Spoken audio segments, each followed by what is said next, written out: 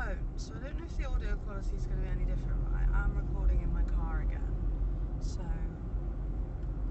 take it as it comes, I guess. I want to talk about standards today because I feel like I've gone through, from when I started this podcast to now, I've gone through quite a shift. I mean, it has been like 5 years, so I mean, you would hope. But yeah, I've gone through quite a shift in what I expect of people around me, whether it's familial, platonic, or romantic. There is kind of like a blanket set of expectations that if you're not meeting as someone in my life, I kind of don't really want to be around you. And that might sound really harsh, but it's funny because I've found that if anything, it's had almost like the opposite effect in terms of people have cut me out for this. And I saw, the reason I wanted to make this episode, I saw a TikTok earlier, I can't remember her name, but she just really articulated well what I think about quite a lot, which is that when you set boundaries, people don't like it and they get annoyed at you for having boundaries. And I've spoken about this so many times over the years that when you start implementing boundaries, there are going to be certain people in your life that don't like that they can't either treat you the same way or, you know, get away with what they used to be able to get away with, whatever it is. Especially if you've known those people for a long time and they are then confused and they're like, why are you switching up? Why are you acting like this? Like, you know, and I've had this with so many friends over the years where I've decided I want better for myself, or I don't like certain traits, or I don't, you know, like I remember very vividly, this was like quite a few years back now, one of my old friends, she used to just love sleeping with people's boyfriends. Really terrible trait actually, and I was a massive enabler, and this is like really, really like difficult to talk about because it makes me sound like a terrible friend, and in a lot of ways I was a terrible friend because I was just like, I think in my mind, like as a teenager, I was like, well, she's not doing it to me, so it's fine, which is a horrible, oh no, I've taken the wrong exit, oopsie, I missed my turning. Okay, sorry. I just did a bit of a detour there. I was enabling her behaviour because it didn't impact me, which is not good. It's not a good trait. And as you can guess what happened. You know, I won't paint it out because I've spoken about it so many times. But I think, you know, what I learned from that experience was that you're never exempt from someone's behaviour, and I think because quite often, actually most of the time, actually I would say all of the time, people's behaviour is never really to do with you, it's to do with them. I'll break that down a little bit because I feel like quite often when I try and explain that, people are like, no, like if like I'm annoyed by you, it's because you've annoyed me, and it's like, well, actually that's not the case. Like the way I see it is that if you're triggered by a behaviour, whatever that behaviour may be, it's your trigger, you know? So I'll try and think of an example. What have I been triggered by recently? I'll think of like a random example. Say for example, someone makes a comment about something you're eating and it feels like they're digging you out for your food choices or like what you're choosing to eat, and it like rubs you the wrong way and you just kind of think like that was a really bit of a shitty thing to say. That might be because you have an issue with food, or you know, you maybe like grew up in an environment where your food choices were overly scrutinized or whatever. Because if you had no issues with food or no issues with, you know, like people observing you, it wouldn't bother you. And I've always said this, is that, you know, someone can say something to two people and their reactions are going to be completely different. So it's not what was said, it's the impact on what was said. And I think that's why I will say it is important to have awareness, because I think if you're aware of someone's traits or things that are maybe slightly more sensitive for them, or triggering for them, and you're then using that or kind of just like throwing it out there for the love of the game, I don't know, that I would say is not very respectful and not very kind.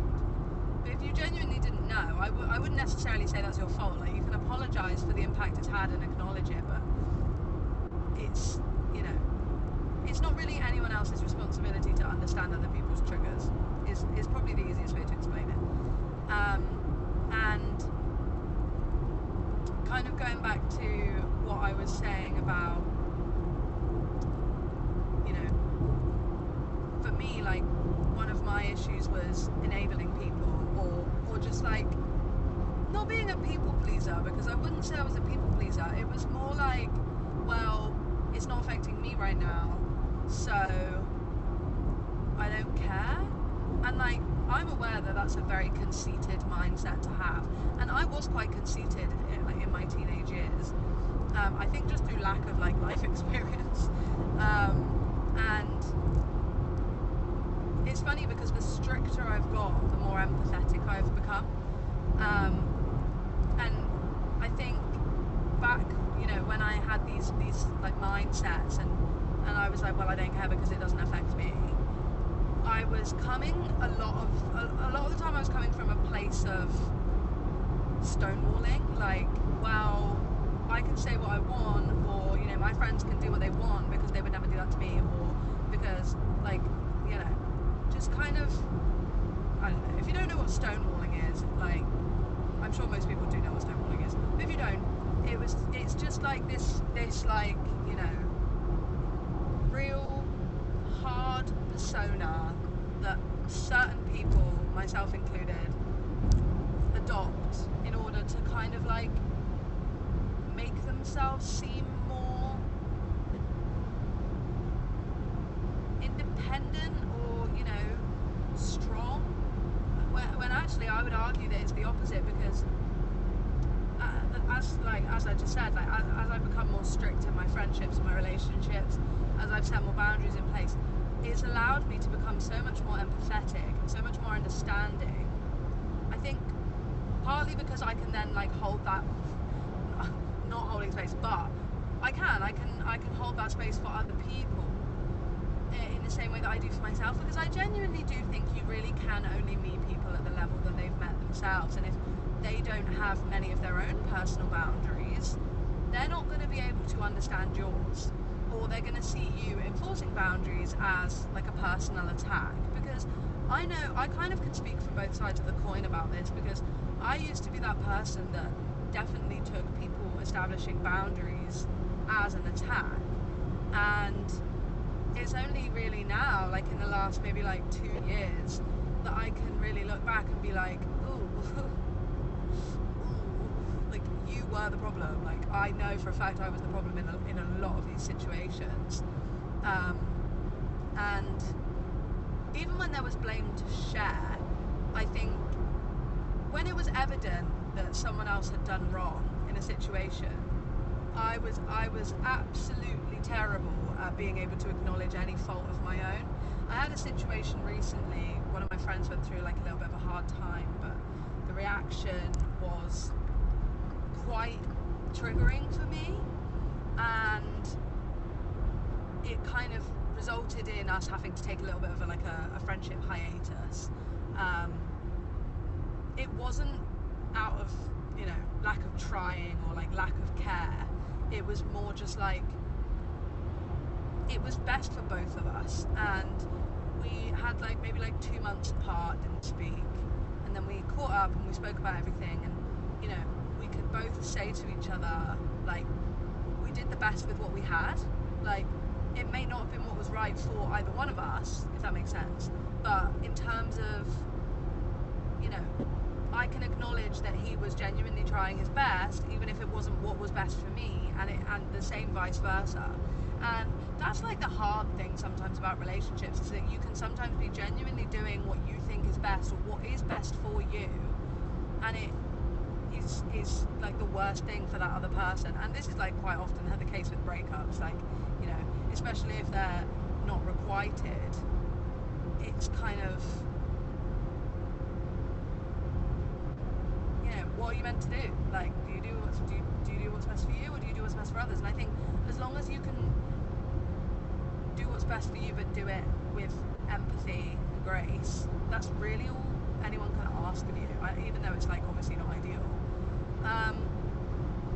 But I've completely forgotten like what I opened this with. Oh, I wanted to talk about standards, right? So I guess there's kind of two examples of like, you know, my development with standards. You know, I've gone from being like a massive enabler and a massive like, you know, angsty little reactive teenager to having quite like a nuanced and objective view on things. And I do think that is really important. I think like having an objective view on things is really, really crucial, because if you can only see things from like your point of reference, you're never going to be able to understand someone else, because someone else's boundaries are never going to be in your point of reference. And like, there will be crossovers. I have friends with the same boundaries as me, and I do think a lot of times you should have friends with similar boundaries as you, but there are going to be times that isn't the case. So you do need to be able to understand that not every boundary may apply to you, and you may fall victim of being told that you've crossed a boundary, you know, and that's okay. I think a big part of, for me, like expressing a boundary, and that's my attempt at preserving a friendship.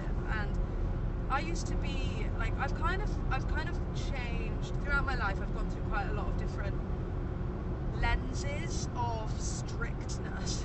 So when I was younger, I was like ruthless. Like you would be gone, but I was also super petty with it. So, you know, you were gone, but you were also still like heavily on my mind, and I was like being really childish and like, you know, whatever. I was a child, makes sense.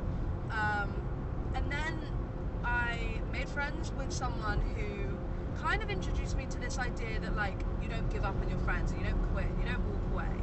And I kind of tried to adopt that for a little while, and then I realised that is just like a breeding ground for just like I said earlier, enabling and like accepting people's bad behaviours and like not really doing anything. Because I think that can be like a really beautiful way to look at friendship if like you're both committed to change and you're both committed to like growing and becoming better people and hearing each other out.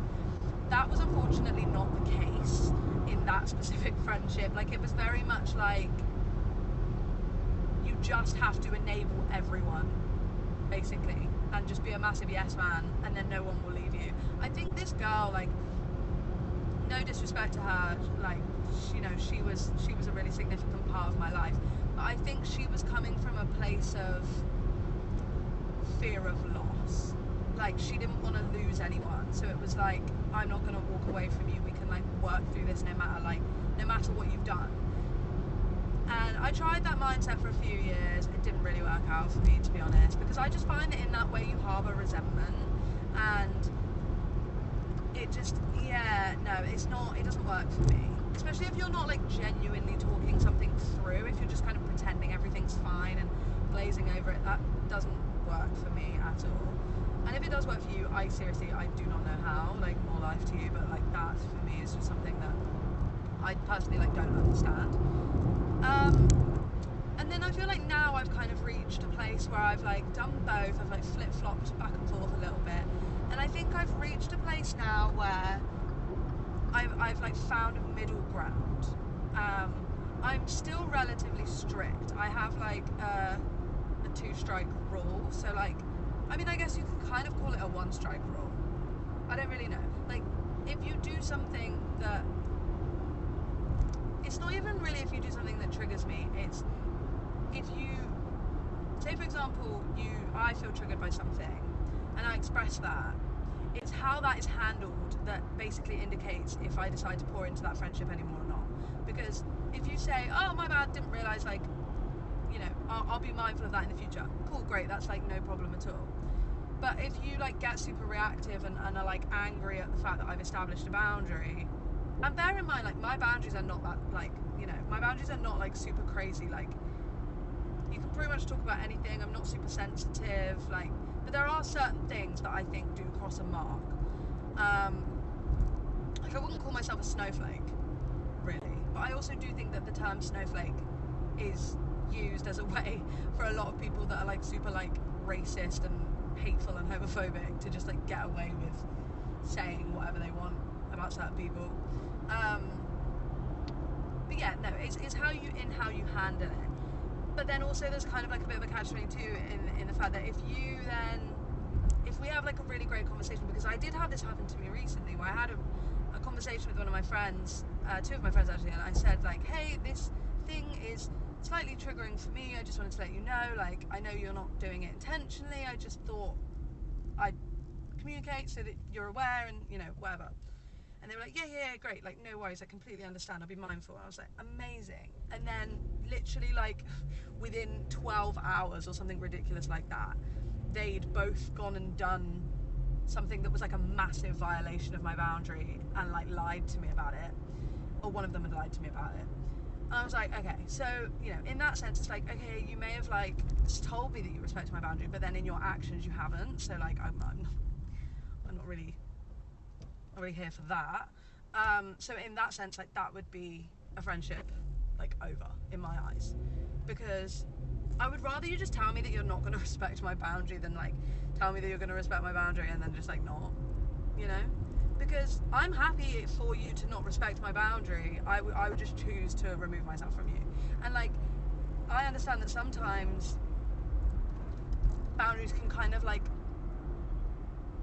not align with each other. Like, certain boundaries, like for some people maybe there's a boundary around closeness and they need some kind of, you know, if they're maybe more anxiously attached, they need that communication, you know, things like that. But if you're more avoidant, you might need the boundary of having more space. So in those senses, it's like those are two boundaries. I've said boundaries so many times, I'm so sorry, but that don't really mesh.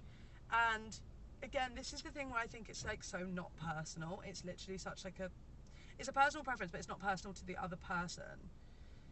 I feel like I'm saying the same words a lot in this episode. Anyway, but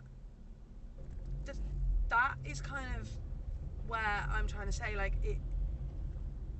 Sometimes you're just not aligned with people, and I think I have a whole episode about it, like being in alignment with people or out of alignment with people, and you know, you either are or you aren't, and it's kind of up to you to discern whether or not, because like, I do believe in like fight and make it work, but I also don't like, I think it can, but for me, I'm quite like an energetic based person, and I think I know relatively quick whether or not someone will be someone that I choose to like pour into their cup. And if we're constantly having these issues where I'm having to like, you know, assert my boundaries or like say like, you know, I feel this way or whatever, it's draining for them and it's draining to me, and it might just be the case that we're not compatible, and that's literally all it is. And that's not a diss against their character, and it's not a diss against my character. It's literally just a case of us not being compatible. And I think that's something that, when I say I think about things objectively, that's what I mean. It's not a character flaw against either of us. It's just a case of us like just not really working together. And in terms of standards, I think like having standards is really important. And this woman in this TikTok made a really great point of saying, my standards can't be too high because I uphold them for myself and for others. And I think that's really true. Like, I like to think that I uphold the standards that I would expect from other people. I uphold them for myself. And you know, I have a friend who's had quite a lot of like she's had quite a tough time in terms of like how, you know, people basically telling her she's got too many standards. And I've always said, like, no, that's not the case. It's not anything like that. It's literally just a case of people not being able to meet them, and that's fine. But I'm going to end this here because I've just got to work. But it honestly, most of the time, literally does come back to the fact that you're literally just not aligned, and that's so fine. And I feel like we need to, like, stop thinking that just because, you know, two people don't work out, that, like, it's one person's fault. Like, that's not always the way. But thank you guys for listening. I'll speak to you guys soon. Love you.